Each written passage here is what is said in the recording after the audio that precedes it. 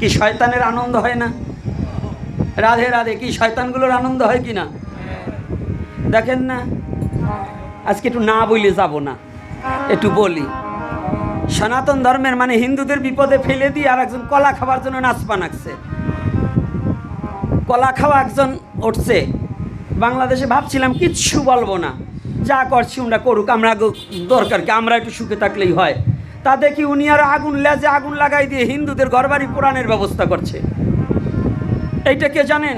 সমন্বয়ক হিসেবে যিনরা এখন কর্তা হিসেবে সার্জিসও বলেছে হিন্দুরা না বুঝে নৌকা মার্কায় ভোট দিয়ে এখন তাদের বিপদ তারা ডেকে আনছে। ও বলে সমন্বয়ক, সার্জিস বলে সমন্বয়ক। আমি চিন্তা করতেছি ও হিন্দুদের ক্ষতিকারক একটা পয়জন ক্যান্সার ব্যাধি, অর্থাৎ হিন্দু জাতি যাতে বাংলাদেশে না থাকতে পারে এই জন্য এই ষড়যন্ত্র করেছে, এই কথা উত্থাপন করেছে। আবার সমন্বয়ক সমস্ত হিন্দু জাতি। সেনা প্রধানের কাছে আমরা যেতে বাধ্য থাকব। সেনা প্রধান যেমন এই বাংলাদেশের ভার গ্রহণ করেছে, আমাদের হিন্দু জাতির ভার গ্রহণ করতে হবে। শুধু আওয়ামী লীগকে হিন্দুরা ভোট দেয়নি, মুসলমানে ভোট দিয়েছিল। তাই যদি মুসলমানের ঘরে না পড়ায়, খালি হিন্দুদের অত্যাচার কথা একজন সমন্বয়ক হিসাবে সে কি করে বলল? সে আওয়ামী লীগের ছাত্রলীগ করতো না? শেখ হাসিনাকে সে সিজদা করেনি, পায়ে হাত দিয়ে সালাম করেনি? তাই বাটপার কেউ নয়, ও বেঈমান নয়। তাহলে অত বড় বেঈমান আবার হিন্দুদের উপর দোষ চাপিয়ে দিচ্ছে কেন? হিন্দুরা ওর কি ক্ষতি করেছে? ও ঘোড়া দেখছে, ঘোড়ার লাগাম দেখেনি। হ্যাঁ, টুনি পাখির রাজ সিংহাসন দিলে পরে পাছা ধোয়ার জায়গা পায় না, উনিও তাই ভাবছে আমি একেবারে সমন্বয়ক হয়ে একটা পথ পাইছি বিদায় পাছা ধোয়ার জায়গা পাচ্ছি না, হিন্দুদের যা খুশি তাই বলবো না। এটা ভেবো না বাবা, তুমি এটা ভেবো না সার্জিস। সনাতনী জাতি এখন জাগতে শিখেছে, ঘুম ভাঙতে শিখেছে। এখন সনাতনী জাতির ঘুম ভেঙেছে। তুমি সনাতনী জাতির প্রতি এই করে দোষ চাপিয়ে দিলে কেন? এটা সমন্বয়কের কথা নয়। তো এই জন্য আমি বিচারটাই ইউটিউবের মধ্য দিয়ে, ফেসবুকের মধ্য দিয়ে প্রধান এই উপদেষ্টা ডক্টর ইউনূস এবং আমাদের সেনা প্রধানের কাছে আমি দিতে চাই, সমস্ত সনাতন ধর্ম অবলম্বনকারীদের পক্ষ থেকে, যে আপনারা এইটাকে একটু সুস্থ বিচার করুন। ও কিন্তু এই বাংলাদেশের ক্ষতিকারক পয়জন। সাধু বাবারা সত্য কথা বলবেন, ভগবানের কথার ফাঁকে ফাঁকে আমার এই কথাটা, আমাদের দাবি কথাটা কি তুলে ধরবা যাবে না? কি যাবে কি না? তাহলে যেখানে বলছেন সার্জিস একজন সমন্বয়ক হয়ে সে যদি বলে, তাহলে কি ও বাংলাদেশের একটা পয়জন। কারণ ও নিজের দোষটা বলে না যে আমি একজন ছাত্রলীগ ছিলাম, এইটা কখনো বলে নাই। কিন্তু আমাদের হিন্দুদের প্রতি দোষ চাপিয়ে দিয়েছে, আমরা না বুঝে নৌকে ভোট দিচ্ছি। আমি কোন জায়গায় ভোট দিচ্ছি ও জানে? হ্যাঁ, এই আমি কোন জায়গায় ভোট দিচ্ছি ও কি ছিল আমার সাথে? তাইলে আমরা হিন্দুরা যে দিছি, তাই আওয়ামী লীগ বিএনপির মধ্যে হিন্দু নাই? এই যে শুনলাম জামায়াতের মধ্যেও হিন্দু আছে, তো সেইগুলা কারা? সেইগুলা কারা? এই জন্যই বলি অযোগ্য পাত্রে কখনো কোনো কিছু ঠিক না। একটু শিক্ষিত হলেই মহাত্মা হওয়া যায় না, লেখাপড়া শিখলেই জ্ঞানী হওয়া যায় না। যাই বলো বাবা, হিসাব করে বইল, হিসাব করে বইল। এমন কোনো পরিস্থিতি বাংলাদেশে সৃষ্টি করো না যে যার দায়ভার তোমারই নিতে হয়। আর একটা পয়েন্ট আমি বলে দিয়ে তারপরে আবার লীলায় চলে যাব। সেটা হচ্ছে বর্ডারে হত্যা নিয়ে আজকাল উস্কানিমূলক কথা চলছে। এই সীমান্ত হত্যা, এগুলো কারা জানেন? আমি বলে দিচ্ছি।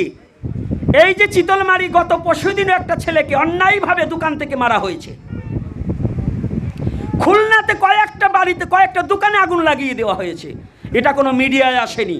যদি দেখতে চায়, যদি কোনো সেনা প্রধানও জানতে চায়, আমার কাছে আসুক, আমি নিয়ে গিয়ে ঘরে ঘরে দেখিয়ে দেব। যদি না পারি নিজে নিজে ফাঁসি নিয়ে নেব, আমি নিজে ফাঁসি নিয়ে নেব। কিন্তু সীমান্তে কেন হত্যা হচ্ছে? এই হিন্দুরা কেন যাচ্ছে? এদের যেতে দেশ ছাড়তে বাধ্য করছে এইরকম সার্জিসের মতো লোকরা এই হিন্দুদের প্রতি দোষ চাপিয়ে দিয়ে তাদের ঘর ছাড়া বাড়ি ছাড়া করে বাধ্য করছে।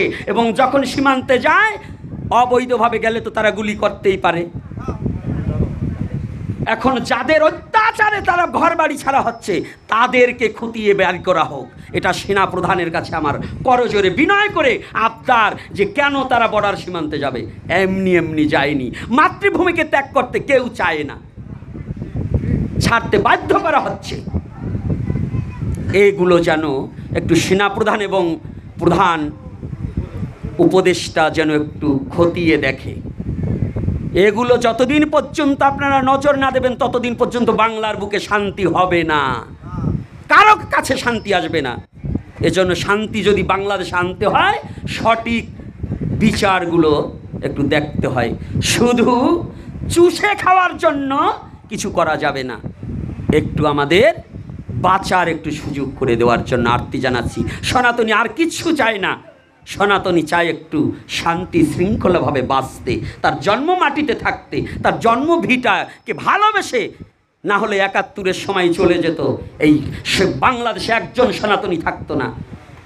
কিন্তু এই সনাতনী জাতি বাংলাকে ভালোবাসে বিদায় এখনো আছে। এই জন্য অনুরোধ করছি, ইউটিউবে কেউ কাটবে না, ছেড়ে দিও, ভয় নাই। আমি মরার ভয়টা ছেড়ে দিয়েছি, এই জন্য বলছি।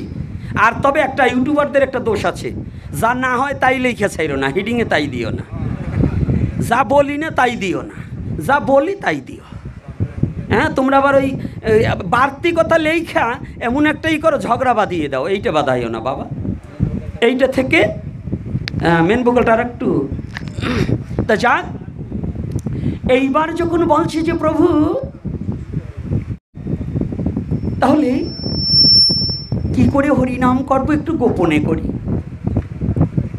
তো অরণ্যের মধ্য গিয়ে একটা কুঠির করে স্বামী স্ত্রী দুজনে, এই যে বাবা মায়েরা সনাতন ধর্মে কত সুন্দর শিক্ষা দিয়েছে জানেন? অনেক বাবারা আসছেন, মাকে আনেননি।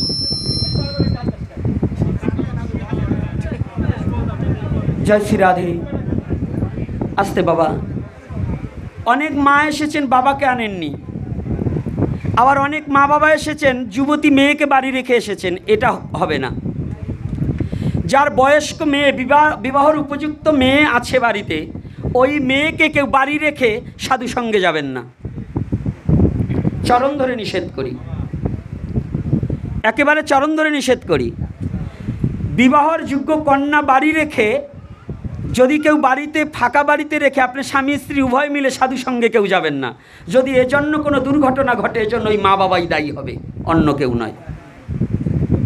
আপনার সন্তানকেও আপনি সাধু সঙ্গে আনুন, এনে সামনে বসিয়ে দিন, হরিকথা শ্রবণ করিতে করিতে আর কুবৃত্ত বাসনা দূরীভূত হয়ে গিয়ে একদিন হরি ভক্তিও তার হৃদয় মাঝে জাগ্রত হতে পারে। পারে কি না বাবা? হবে কি না? হতে পারে। লক্ষ্যহীরা যদি তার বেশ্যাবৃত্ত